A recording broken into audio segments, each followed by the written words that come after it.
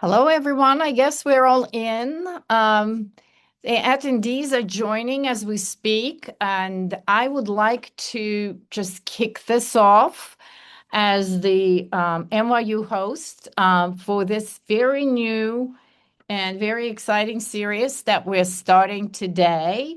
Rethinking well-being at work, a very, very timely and important topic. And what we're going to do in this series is introduce you to a number of innovators, founders, creative individuals who are reshaping how we think about well-being, especially well-being at scale in organizations.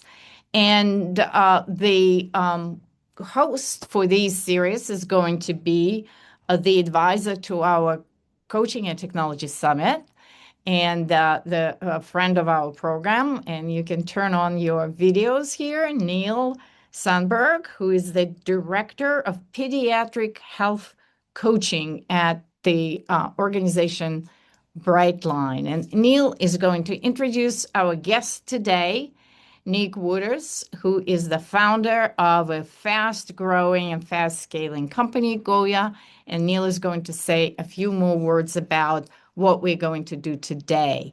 I am just going to remind you all that this is being recorded. This webinar is being recorded. It will be posted on our YouTube channel, and we are going to be taking your questions in the Q&A tab at the bottom of your screens. But to kick us off, and as Neal is going to make all the right introductions, we want you in the chat tab. Please tell us where you're calling from, and that way we're going to know who we're talking to and how we're going to how far and how broad this conversation is going to go. So at this point, I am going to give the stage to Neal. Take it away, Neal, and I will be listening very attentively to this conversation. Thank you. Thank you so much.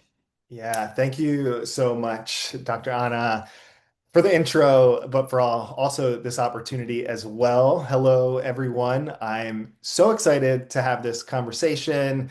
I'm just one of those people who loves wearables. I think there is so much opportunity in them. I wear, as you can see on my hands as I'm talking with them, my Aura ring. I'm checking it daily.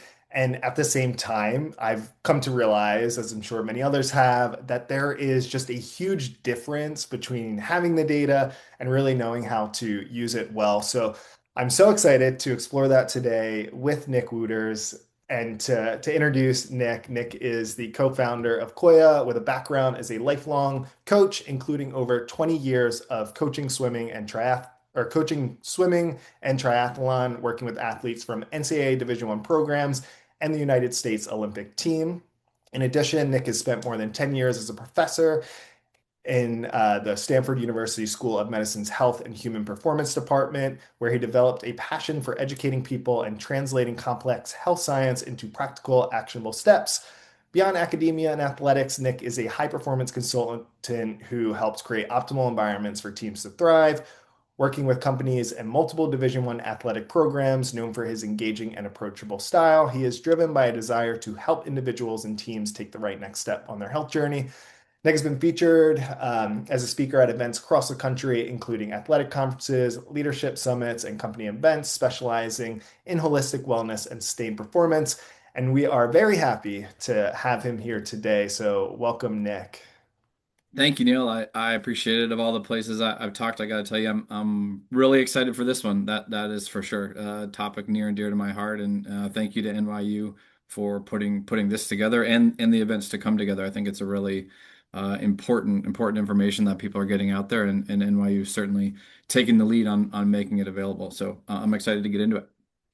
Yeah, likewise. And so I want to kick us off because when I did a little bit of research and when we start talking about wearables, it's no longer the case where we're talking about like early adoption. Today, from what I found, is roughly 1 in 3 adults in the US use some form of wearable. And so it's kind of shifted from this, fitness trend into something that's becoming really a part of everyday life for so many people. And so I'm curious, like along those lines, what do you see it as the reason for this growing so quickly?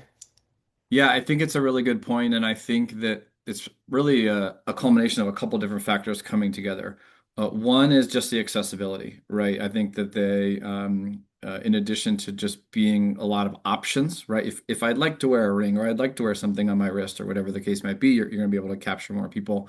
I think number two is because of the competitive space, things are becoming more affordable, right? It's not just for the elite anymore.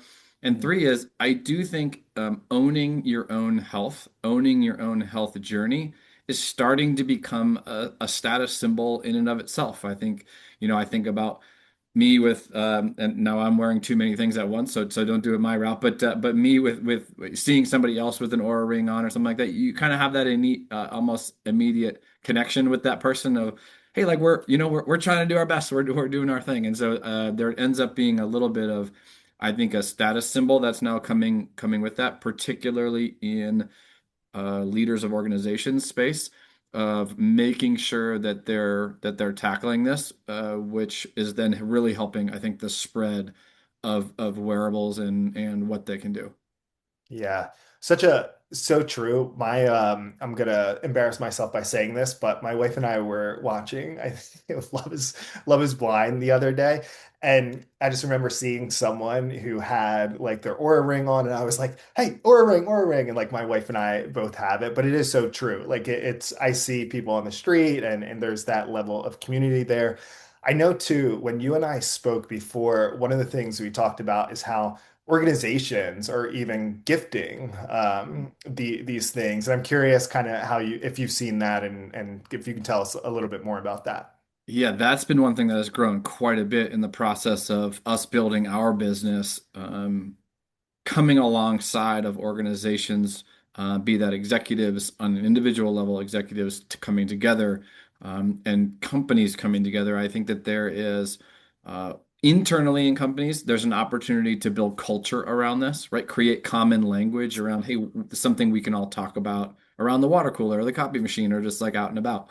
Mhm. And then also for external of organizations, be that their clients, their customers, whatever the case may be. And so I think that the opportunity to give somebody something that's more than just a gift in a box, but that actually becomes an experience, and that experience then can actually travel with that person for long stretches of their life. And so if I gift you an Aura ring and you take to it and you make some changes in your life, 10 years down the road, when you're doing things that are habitual, that we've learned work for your body, there's going to be moments of you thinking back to the time that I gave you that kind of like starting point of how that goes. So I think organizations are taking advantage of that for a lot of different reasons, but it presents a really unique connection to somebody that you would gift that to, or that how you would bring that internal in your organization. Yeah, it's so interesting because I mean, so many organizations talk about, we care about the workload and sustainability and mental health, but this is kind of really putting something very tangible out there. I like the idea of how it can kind of create culture too, because same thing and why I point out on the TV is like it's interesting to just have these conversations. I have like family members who I see and I'm like, hey, like, how have you been liking it? What's your sleep score been? And we talk through that. So really, really cool. I wonder, like, I know there are probably a lot of people who are watching who own a wearable or are wearing one right now, and like me, have that moment where they're looking at all the numbers, the data, and being like, okay, this is cool, but what does all this actually mean? And so what is it now like that biometric data can actually tell us through these wearables and like where are its limits? Yeah, it's a great question. It really is actually the starting point of when and how I started Koya. I was at Stanford, as you mentioned, professor in the School of Medicine, Health and Human Performance Department, also working a little bit with on the athletic side. And we brought some wearables on campus to try to help the athletes understand everything that they were putting their self through to have to train on top of that, right? And so sometimes we maybe want to do plan A in training, But because it's exam week on campus in Palo Alto, like in the stress that comes with that, we kind of got to go with plan B because we know all the other stresses that they're under. And so I thought these tools would be really helpful to shed light on that. And when we brought them on campus and divvied them out, it was quite a mixed bag of results of how it went. Sometimes they would be helpful. Sometimes they were stressing about what it was telling them. Sometimes they were up at night worrying that it was going to keep them up at night. Like it was just all over the place, right? And so I think that's really where we came and I came at the fork in the road of there needs to be something that comes alongside the data to help people digest it, interpret it, and figure out what to do next with. And so from that learnings, I would say on a biometric side, for me, the most important biometric marker that most all of these collect is heart rate variability. And I think HRV is talked about now more than ever, which I think is great. But when you can collect HRV nocturnally, specifically the way that these devices do it passively, you can really understand how your body's adapting to stress or strain. And interestingly enough, heart rate variability doesn't distinguish between physical, mental, emotional, or spiritual stress. It just knows stress on the body. So if you have a really, really tough conversation at work, or and you have to let somebody go, or you get into an argument with a partner at home, or I have a really heavy workout that I do, or I eat something my body doesn't agree with, in all those scenarios, you're going to get that response from heart rate variability. So it gives you a good sense of how am I doing with everything, and that can be really really helpful to understand kind of where you're at. But as I'm sure we're going to get to, data alone doesn't make me do anything. Change. I still need a plan, right? Then I think that's really where the wearables now really need a little bit of something else on the side to take it from data to action. Yeah, 100%. I'm curious because you talked about the varying experience of people where it seemed like some immediately kind of felt comfort or like they could maybe even take action. Others where it was like almost provided more anxiety to know a lot of these things. And so I know I've talked to some people who have gotten a wearable and just almost become so obsessed and engrossed in like the data itself. And so I'm curious where you see that line of like, okay, we just have too much data now and where do we need to recalibrate here? Yeah, I think that before anybody gets any of these wearables, there's a step beforehand that almost predetermines how successful it's going to be upon implementation. And so I think it's part of the reason when we talk about coaching coming alongside wearables, for me, that starts before the person that you're coaching or the person that's digesting their data even touches a wearable. There needs to be an understanding of the real value of the devices and the data and what's the right way to digest it and what's too much and what role does it play, and there's kind of like we've got to get on the same page of what the starting line is, and I find so many people trying to figure that out after they're taking data in, and that becomes very very very very challenging, right? And so I think from my position on all this, I obviously think the wearables are fantastic. I also think it's okay that they're not for everybody, right? And I think that's okay. But I think that we need to understand they're a tool. That tool is turning a little bit of a light on in an otherwise somewhat dark room with trips all over the place that now I can sort of start to see. It's not something that I am letting dictate my life or my day, or I don't wake up and see my data and have that determine, oh, today's going to be a good day or a bad day. Yeah. But you got to get on the same page of that, I think, before you even start the journey. Otherwise, it becomes a little bit difficult to unwind. Yeah, 100%. I love that because when I know I got it and I had none of that going into it, and it was overwhelming, and yeah, it was hard to make sense of any of it. I am curious because HRV, as you said, it is so important as a piece of data. Can you tell us a little bit more, like exactly what HRV is, and to get us to understand it a little bit better? Yeah, so it's actually going to be looking at the space between your heartbeats. Okay, so the space between kind of the R waves of when we normally see that on the heart rate graph. And so, not to the full extent that we're thinking about this in terms of like an irregular heartbeat, right? It's very, very small amounts, but it is actually measuring the space between there. And so you can think about it as really determining that toggle between the sympathetic and the parasympathetic branches of the nervous system. And so, how is my body able to respond one way or the other? And we want that variability number to be high, actually, which sometimes for a lot of people is counterintuitive, right? We don't really necessarily want that metronome for a heartbeat standpoint. We'd really like to be able to kind of respond to anything being thrown at us, and that means that we're not bogged down on one side, either the sympathetic or the parasympathetic. And typically, when we are bogged down, it's obviously on the sympathetic side, right? So the way end of the spectrum would be that if you're sick, right? If I'm fighting an illness, I'm staying in fight or flight all the time because my body is trying to take care of that, and so I don't have the ability to shift onto the parasympathetic side. So that variation is going to come down. Whereas if I'm feeling good and I am really well rested, then I can sort of respond to a lot of different things. That heart rate variability is going to go up, and so that kind of gives me the signal that my body is adapting very well to the stress or strain that's on my plate, so I can go ahead and add more, right? Mhm. And all of this basis is really on stress. Like, how do we define stress and all of that? And I am of the belief that stress has the worst PR firm in history, and it's actually not that bad. And if we want to get good at just about anything, we better be comfortable with stress. And so, as simple as if we want to get stronger, we go into the weight room and we purposely stress our body. But that's going all the way through as you know, with the baby at home. If you want to build a family, that ends up being stressful. If you want to start a company, that's stressful. All of that, and so just understanding when and how much, right? What is our capacity? And how much can we push? And so knowing the days and when we can do that, and HRV gives you a really, really good sense of that. Yeah, 100%.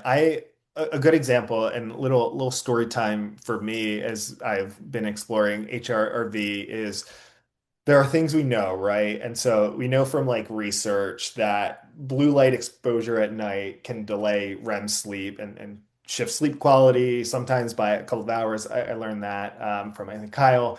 And of course, I've heard that in some contexts for years, being on your phone at night, not good. Keep it like away from the bedroom. But one thing that happened recently was I sort of didn't have a choice where I usually read on my Kindle before bed. I lost it. So one night, read on my phone. I got the same amount of hours. I fell asleep at the exact same time and wouldn't have probably thought too much of it. But then woke up, looked at the data, and you just saw it in my deep sleep, my REM, and then also correlated to my HRV as well. And that for me really was like an aha moment where I was like, all right, like, yes, I knew this, but it's so clearly correlated in the data that like I really need to take this seriously. And so that was like one clear example where a behavior change had this immediate impact. Along those lines, I'm curious from what you've seen, like what are some of the other small things or that seem small that tend to really move the needle in big ways for folks with HRB? Yeah, I love that example you mentioned because it takes something that is not groundbreaking discovery, but when you digest it as like, ooh, that affects my specific body in that way, Mhm. tomorrow night you're at a really different fork in the road of are you going to put the phone down? Because it's like the decision you're making is now understanding the impact to you. That's like big picture. I think really where the wearables can really change the game for a lot of people. And I would say there's a couple different examples in there that I'll give you that I think all of us could take on. And we don't need wearables to know that this is beneficial. But if you do have one on, you'll feel impact of this right away, right? The most obvious, if anyone's worn a wearable and you've ever had any alcohol, you can see the impact of that. Like that is that will basically outweigh all of the other. You can go in all the saunas and cold plunges you want from a health standpoint, and you one of those, and it's a game changer, right? And so you'll see that impact. And I think I would say in our program, relationship with alcohol is probably one of the number one things that people are able to exit with, regardless of anything else. Is that relationship changes. It doesn't mean you never do it. It doesn't mean it just means you understand what you're deciding between when it comes to that, right? And you understand what you're deciding between when is it going to be two drinks or one, or is it going to be three or two, or whatever that case might be, right? You understand what. The other one I would say that you can see pretty clearly is the food really close to bed. So I think a lot of times with the leaders that we work with, certainly very, very busy. doing work, getting home, maybe they have families, putting the kids to bed, maybe hop back on the computer, do some work, and the food from dinner gets pushed later and later and later. And when that food gets really close to bed, you can really see the impact of I might be sleeping, but the quality of sleep and the quality of that recovery really takes a hit, right? And we know that there's about 400 times more melatonin in your gut than anywhere else in your body. We need that melatonin in order to improve that sleep. And so if that's preoccupied digesting food, it's going to be really difficult to help in the sleep. And so that those are two kind of like pretty big and obvious ones that almost universally you can see move the needle pretty drastically. So yeah, I would say anybody at home, you start to shift that food a little bit further from bed, you'll see how you sleep, how you recover, how you feel, even if you don't have a wearable on. Yeah, that's great advice and like simple, which I feel like all of these things and habits are very kind of small, simple things. I think we're also really bad at knowing like how often we are doing certain things until we really shine that light on it and really pay close attention to where if you would have told me that before, I'd be like, yeah, like I give myself some time before, like from eating to when I go to sleep. Found out I don't. Yeah. I thought like I started really tracking how much water I'm drinking. I don't drink nearly, I do now, but I don't drink nearly as much water as I initially thought I did. And same thing I think goes for a lot of different habits. And so I'm kind of wondering, both from the lens of like being an unreliable narrator or person who to judge, but also from the lens of like, what is it about knowing something that doesn't automatically lead to behavior change, and like how do we kind of close that gap a little bit more? Yeah, that I mean that is really um now in my opinion, and here's where we're probably going to get a fork in the road of a lot of people in the wearable space is there's knowing and there's doing. And in my opinion, I think it really takes humans coming alongside humans to accelerate the doing. And so the wearables can help provide some of that knowledge, but really the people coming alongside to help make that actionable is really where the combination together becomes powerful. And so we certainly live in a world where man AI is changing everything everywhere, and I certainly have my concerns about what that could be, but I also am excited about what the direction that's going and how that can optimize things. And I think the world is always changing, and if we're not leaning into it, then I think we're kind of swimming upstream. So I think all that is fantastic. That being said, relying on an AI nudge to come alongside a person and take that knowing and make it into doing, I think we're still quite a ways from that. And a human coming alongside, right? And if I'm coming alongside you and you're trying to move your dinner a little bit earlier, and I just send you a notification of eat earlier, like I don't really know how helpful that is, right? And but if I'm coming alongside you as a person, like maybe I know Neal, you got to work until late, and then you get home, and there's a baby at home, and so we got to have the baby, and then we got to get the baby to bed, and so what actually fits into the schedule? What it actually is realistic? Because even if you band-aid it 1 day or 2 days, none of that is sustainable. And I think the real value and the reason people get wearables or try to go on this health journey is for something sustainable. I think Mhm. there's the now, there's the performance, which what I would say is called the now, but then there's certainly the longevity component of this, and Yeah. that could be longevity in life, but it also could just be longevity in the performance, right? If you're doing great at work, you'd like to do great at work for a while, I'm assuming, and so I think because of that, everything that you have to implement has to actually be sustainable, and so that takes humans understanding human context to make that happen.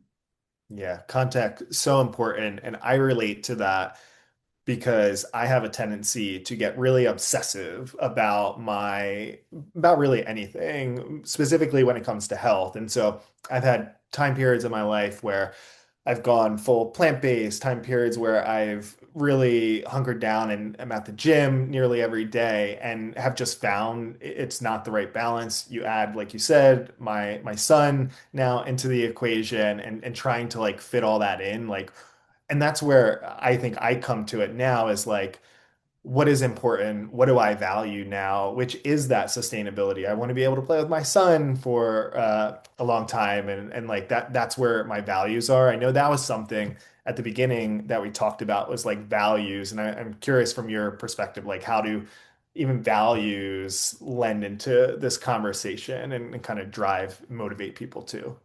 It's critical. I mean, for people who come through our program, we spend our entire first session with them talking about their purpose and their why. I mean, there's no other place to start for any of this, and there's no wrong answer, right? The thing that you value can be excelling in my job and making the most money that I can make. That's not, it doesn't have to be any judgment on it. It just has to be the understanding of where actually you're starting and what do you actually value.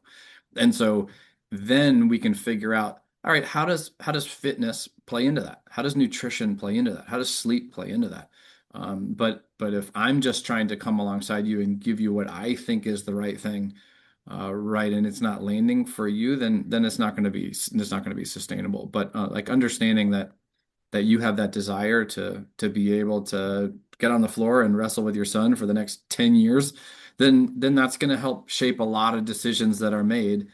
And then when you're making that decision, it becomes pretty clear and easy, right? It's if you want to get up in the morning and get a workout in, and you're doing it for the summer body, when it's cold outside, that might not hold up, right? But if you're doing it to be able to be with your son, that's an entirely different decision that you're making. And so, helping, I think, come alongside people to helping them put some words behind that, put some thought behind it. Some people that's crystal clear. Some people they're not sure, which is fine. But I think all that comes to the starting line. I think so much work when digesting wearables, when I'm thinking about behavior change in general and health journeys, I think so many people don't start at the right starting line, and everything you just described, I think is really critical. Yeah, getting back to that point of like context. And I think that's what coaches do so well, whether that you're a Correct. professional coach, whether you're a health coach. And that's really where my career is taking me is in the coaching space. And so I'm curious to dig into that further, talking to kind of the coaches listening. You kind of have talked a little bit about where they fit into all this, but if you want to elaborate, but also like as a coach listening to this, like what can I do to better educate myself on these things so that, I can potentially in the future incorporate, working with some of this data to support the people that I'm supporting. Yeah, it's a great question. I'll give you my thoughts by a little bit of the journey of Koya. So when we started, I thought, you know what, this is going to be an AI health coach that's going to digest wearable data across any wearable that you have and help make that actionable, right? Because I thought the making it actionable was the missing component of it. When we first started this about 5 years ago or so, every time we automated anything, it started to fall off from the users actually engaging in it. And so what we ended up landing on is, you know what? It actually takes coaching. It actually takes coaches. And some people, it's because of a support from like, I just feel better, like almost a mental health support type of thing. And I think some people, it is just the guidance of there's so much noise. Like, I don't even know where to start on nutrition. Like, what do I eat more protein? Do I eat only carbs? What do I do with all that? It's too much. And so there's a variety of reasons why that is, but we've landed on a system where the wearable data comes in, and then each person gets a support team of a personal dietitian, sleep coach, mental performance coach, and movement coach. And all of that is able to come around and say, that piece of it can't be automated. Like the person who's actually where you can lean on and they know you as a person, that is, in my opinion, the most important part of this. I believe that coaches with no data whatsoever could probably get more out of the people they're working than a person with a wearable and no coach at all. I think if I'm choosing one or the other. And the fact is, when I put them together, that's really when we start to dump gasoline on the fire and it really can start to go. Because the human is really the key piece of the puzzle where they can take the data in and understand what is the right piece for this person that I'm supporting to digest at this moment in time, taking into account their values, their goals, what they have on their plate today, what are they trying to accomplish, like what are they open to today. So, we work with a lot of police as an example. There was a police officer who came through our program and he said, just so you know, like I don't want to work out. I'm not going to work out. Don't even talk to me about working out. Like I'm not interested in it. We were like, okay, no problem. Like what? And he's like, well, I probably could eat better and my sleep is terrible. We're like, okay, well then let's just talk about that. Well, sure enough, 3 weeks later, when he's eating a little better and sleeping a little better, the working out is not so scary. So all of a sudden, we're going for a walk after we eat lunch every day, and soon enough, let's just like, all right, I'll go to the gym, give me something easy to work on, and like momentum, away we go. That's only possible because of the nuanced relationship that the humans have to be able to get that person that momentum in that direction. And so, I think for all the coaches out there, I think being able to understand the data. So first off, start by storytelling your own data. If you don't have a wearable device, I would say that's step number one. Go get one and start looking at your own decisions, your own life. Like, how does this impact? Once you can kind of storytell your own data, which is what we do for all of our new coaches. Like, you got to do this for yourself first, and then being able to understand. Now, when I see this from somebody else, here's maybe how I might bring this up, or what questions might I ask of what might have led to this. And so I think coaches, start doing that for yourself, number one. And then number two, you can start to utilize this to help reinforce things that you might already be telling them, right? You knew that putting your phone down before bed was a good idea, right? Right. But it's different when someone says, "Hey, man, look how much your sleep improved. What did you do? Did you put your phone down?" You're like, "Yeah, I did." It's, oh, okay, that's interesting. And all of a sudden, like, we're co-creating this plan together that the person you're helping is actually has a really, really important part of it. And the coaching support can help put them in that position time and time again to choose their own success. Yeah, I love the example of the police officer because it really does highlight and what people know, what the data suggests, that kind of idea of like oftentimes habits kind of create a bit of like a downward spiral where same thing goes on the opposite end. We can create an upward spiral by doing those 100%. small things, getting a little bit of momentum, and then all of a sudden now working out might feel a little less daunting. And yeah, that's great.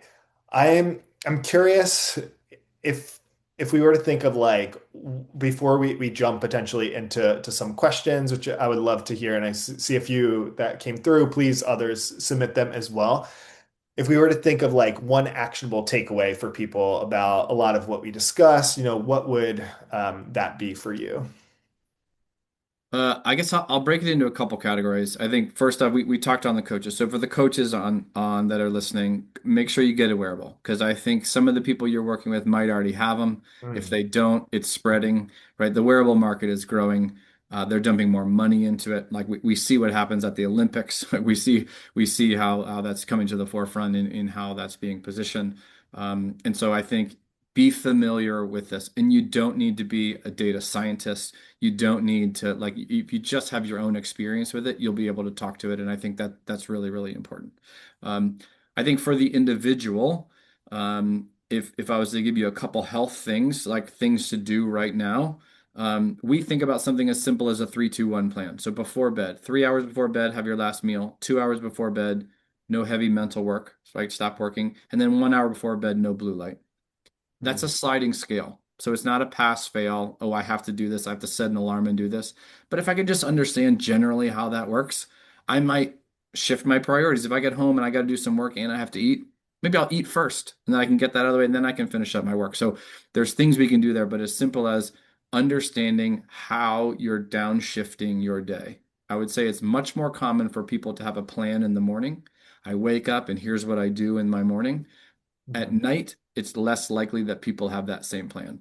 And so I think to think that you can just finish work your day to the end, lie down and go to sleep, I think that's silly based on what all the things we need our body to do at night, right? So whatever your wind down plan is, having some strategy to how you're going to lean into the parasympathetic side and what that can look like.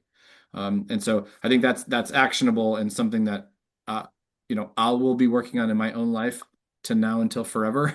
It's something I talk about with my kids, 9, 11, and 13. They think about that. Like, how did I sleep after I read before bed versus after I did something else? Like, it's really, really something that I think it's one of those pebble in a pond moments that it can ripple for a really long part, and you can feel it in your day.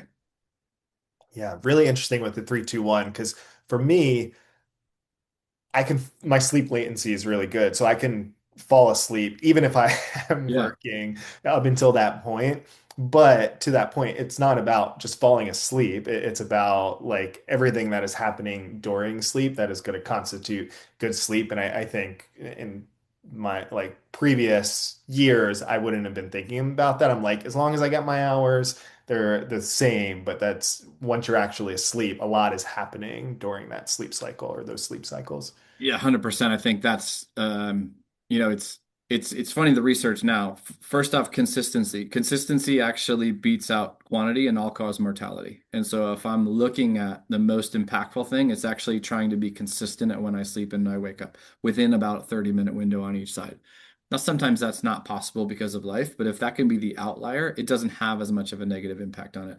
And to your point, quality tends to trump quantity. Because if I get 6 hours of really good sleep, it's considerably better than 8 hours of not so good sleep.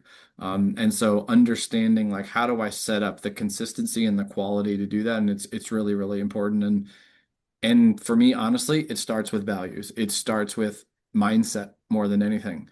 Mhm. I'll tell you that I've grown to realize that my sleep is my investment in tomorrow's performance. And so I think that most people think of sleep as the end of the day. To me, sleep is the beginning of the next day. And just that shift changes how I think about my recovery, and what that can do. And the wearables then come alongside to say, look, I have this conversation with you today that I've been excited about all day, Neal, and it made last night, like maybe shift a little bit of the decision making. I might reprioritize things so I can make sure like I'm feeling good to be able to chat with you, right? And so Yeah. I think understanding that when we go to bed, that is our investment in tomorrow's performance.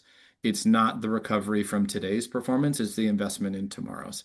And so it helps prioritize exactly then what would be the most important to prioritize for tomorrow's performance. Great reminder. Yeah, I got to sleep early today, or yet not today, yesterday, knowing that this was super important and also likewise excited.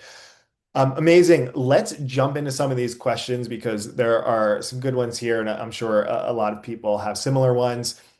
Here is one talking a little bit about being in HR and the ad media industry. There's known for late nights, people being always on. There's a drinking culture that exists. And so, as more people get into tracking and performance, should there be an impact on people not wanting to work in such environments? And just this person is personally interested in tracking fitness and loves their Whoop. Yeah, that's great. I love my Whoop too. Had it for a long time. And I would say that it's not about avoiding those industries, situations, and moments, right? For me, it's like, do you just understand the behaviors you're taking in there, and understand then what the impact of that is? So I don't believe in, there's very few things I'll say that I am cut and dry, black and white on, that is just like, this is just not good. Right. I think that there can be value in social situations. I think there can be value in culture building. If I can spend some time with people I work with outside of the work, I think all of that has value, and honestly probably has some health value too. But I think that instead of thinking about it in terms of, do I think that people are going to avoid those spaces and places, I think it's about how do I navigate that space and that place that's still true to my values, right? You'll see even now across the country, there are very few bars you can go into that don't have a non-alcoholic option. And like True. I can still Yeah. be there and I can have something in my hand and I can be in the social situation, and I don't have to compromise that, right? And so and I think that to health being a status symbol, you see more and more people where they might have meetings and it's not in that setting, and they traditionally maybe you would have thought that they would be. And so it's a combination of shifting the setting, but also how do I navigate that setting that stays true to me? And I think there's ways to do that that actually aren't that difficult, in that other people, they don't really mind. I think a lot of people think, oh man, what are people going to think of me if I'm in a bar and I don't have a drink in my hand? It's like the reality is, sad truth is like that they don't really care probably. So if it's Yeah. true to you, like you'll be able to navigate it much easier than you think.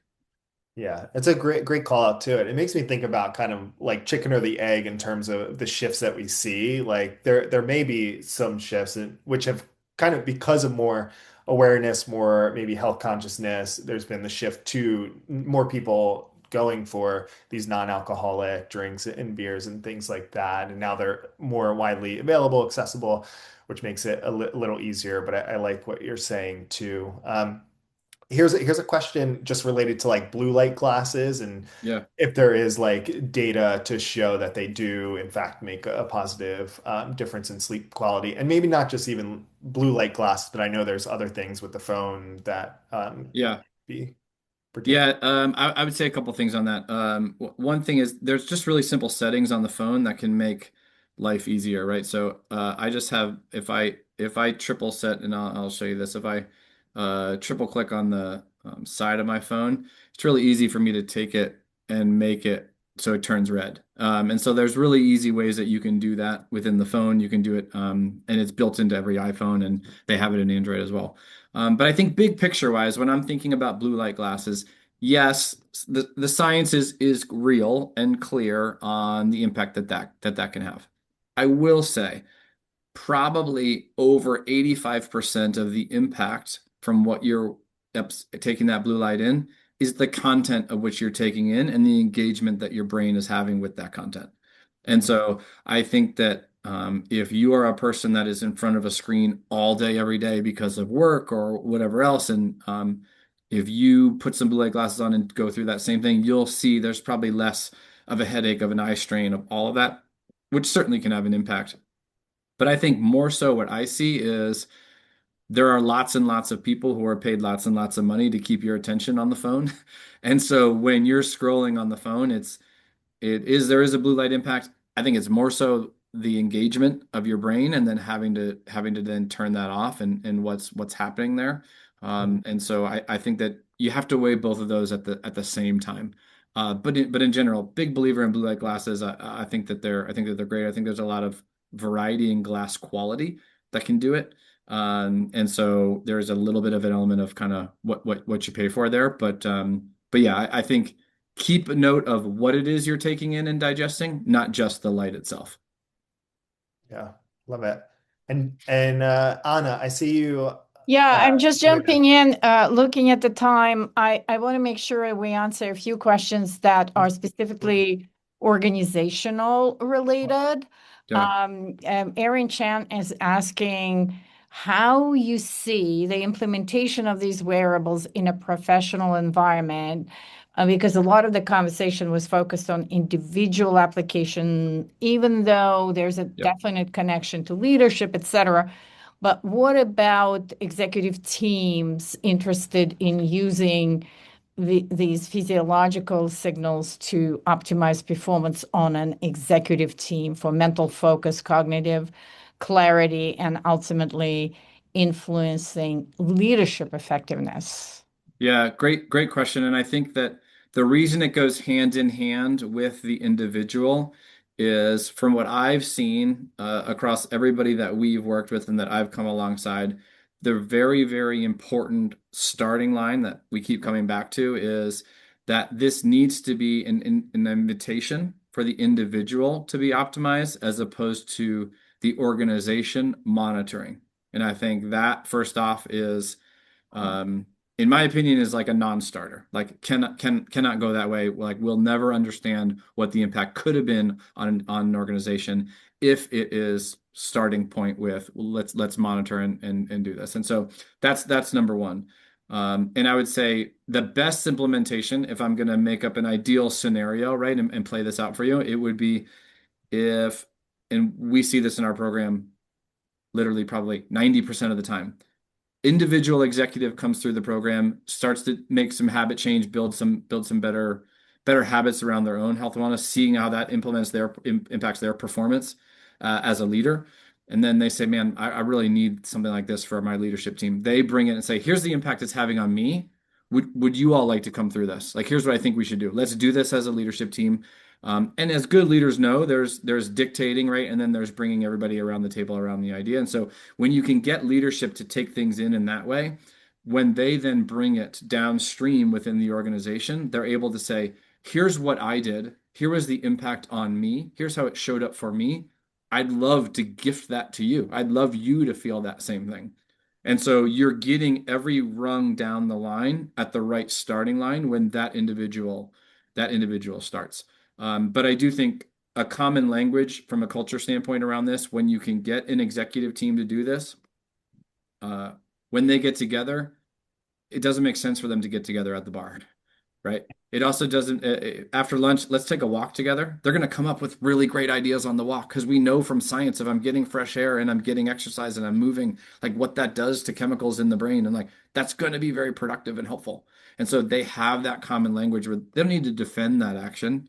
They are all on the journey together and understanding that like, hey, this is something we should probably take in. And so organizationally, I would say incredibly important, A, top down, and two, if you can speak to your own personal outcome impact to be able to say, this is why I'm bringing it to my executive team or to my manager level or whatever that case might be, because here's what happened to me. And I'd love you to feel that and love you to experience that. That becomes a very different thing than, hey, I got all these wearables, everybody put them on. Let's see how we can sleep better or whatever. That becomes a very like, whoa, what's happening here, right? And so I think that part is really, really, really important. And when done correctly, it's remarkable. It is remarkable what this does to an organization and how quickly you can shift culture, something that usually takes a very long time to build. Yeah. And I love that connection. I think it's very important for people here on the call because we are looking at organizational level.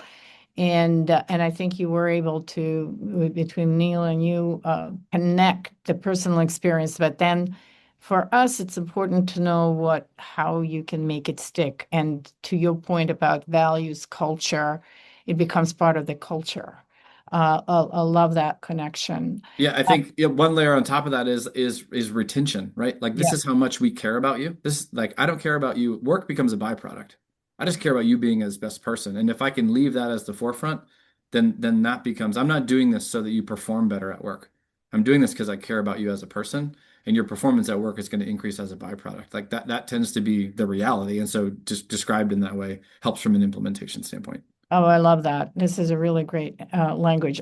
Nicole Forward, who's also on our advisory, is asking that the intersection that you described between HRV and leadership development was actually pioneered a long time ago in 2004 by Dr. Ellen Watkins. And the question Nicole is asking is, from your perspective, um, how how will this change this kind of awareness and connection all the way to physiology will change the future of healthcare industry as well? Yeah, great question. I'm hoping we can extend this webinar by about 5, 6 hours to answer that one. But I think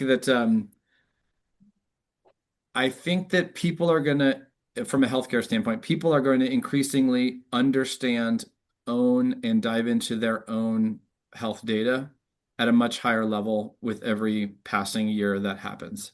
And so the conversation I know, with let's say with my parents or with me going in for so long in my life, going to the doctor's office was like they could say kind of like anything, and I'm just sort of at liberty to where they are. Whereas it's much more of a partnership now where I'm coming in with a bunch of information and I'm coming in really with a lot of story and a lot of understanding of where I am when I'm coming into that appointment.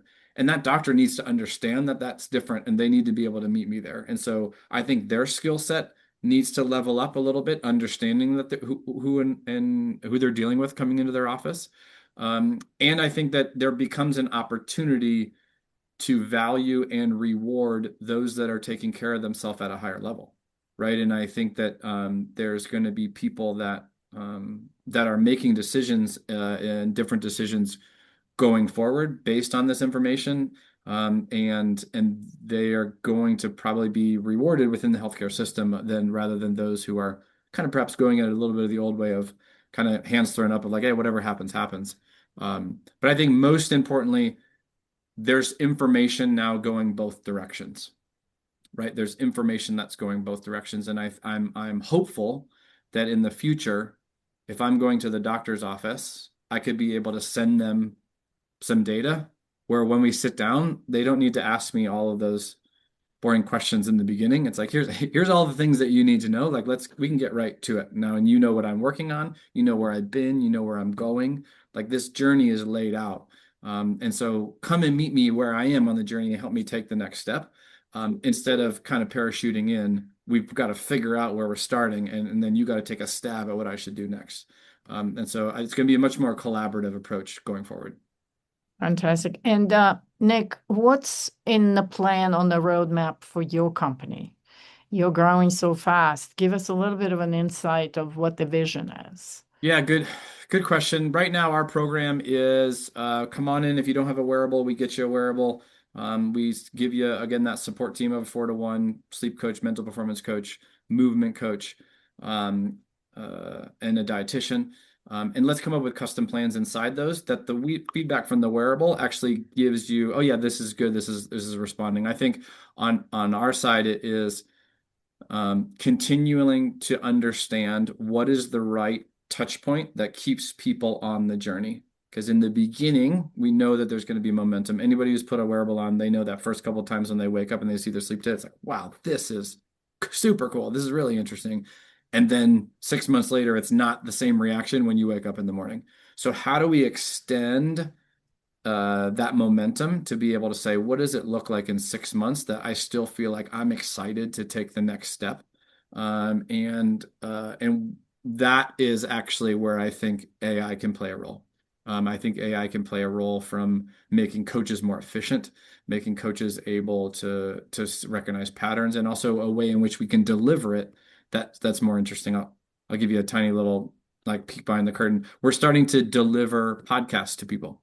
So here's your health journey in a podcast. Here's two people talking about where you're at, saying, hey, and they're having a conversation, and you get to be a fly on the wall of these two people having a conversation of like, man, this person's working on this. Look what happened when their resting heart rate did this. And they traveled for work. And while they traveled for work, their son was sick. And look at that impact of this. And so if we can just deliver it in different ways, in innovative ways, we keep people very interested in holding the reins of their own health. That's amazing. And the last question before we wrap it up, it's absolutely fascinating, Nick. What kinds of coaches do you recruit? Who are the coaches who work for you? What kind of qualifications are you looking for? What works? Yeah, good question. They have to come through our certification program to understand our system, right? Of looking at the Coya method and really how we implement behavior change. But I would say coming into our program, they need to be certified in their field of specialty. So be that a certified strength and conditioning coach, registered dietitian, certified mental performance coach, whatever the case might be. And then we actually have to have them, not only do they storytell their own data, they have to go through our process as a member. They have to feel what those touch points feel like. What does that communication feel like? And then on top of that, they have to come alongside as a general habit coach that goes with somebody throughout the entire journey before they can be that specialist in their field of expertise. I think it's really, really important in all forms of coaching that you understand the holistic picture and we do as best as we can. I don't want anything siloed. And so I want to make sure that everybody knows how everybody fits into the puzzle and enable create as much open communication so that if we are coming alongside Neal, then I can talk to the dietitian who's also working with Neal. And so we can make sure if I'm giving him a plan of here's what I think you should do from a movement exercise standpoint, it needs to be in line with how he's fueling. That would be silly to do that in isolation. And so we do a little bit of, yes, you have to come in certified in your specialty, but then beyond that, there's a little bit of fitting in and understanding the holistic picture to understand how it all fits together. That's really great news. So where can people find information about Coya and dig a little bit more, maybe in the research you're doing and the case studies, et cetera? Yeah, the website is coya.life, Coya.life, Coya.life. And then, I'm on LinkedIn and socials and stuff like that. And so I'll post things that we're working on. About to have some information come out in the first responder space. The doing a lot of work with the police is very rewarding. They typically 5 to 7 years after retirement life expectancy due to micro stressors throughout the job, and so being able to find things that enable them to think about longevity differently. So pretty excited about that. But I would say those are the two places that I would start. And if anybody, yeah, you can DM me or reach out. Nick@koya.life is my email. I'm happy to have this type of chat with anybody. Yeah, well, definitely check in with you very soon again, because I'm sure you are on the fast track with all of these developments. Thank you so much, Neal. Thank you, Nick. This was a very, very interesting conversation. Just upcoming presentations here on March 10th. We're going to talk about coaching for the family businesses with Renee Solfeld.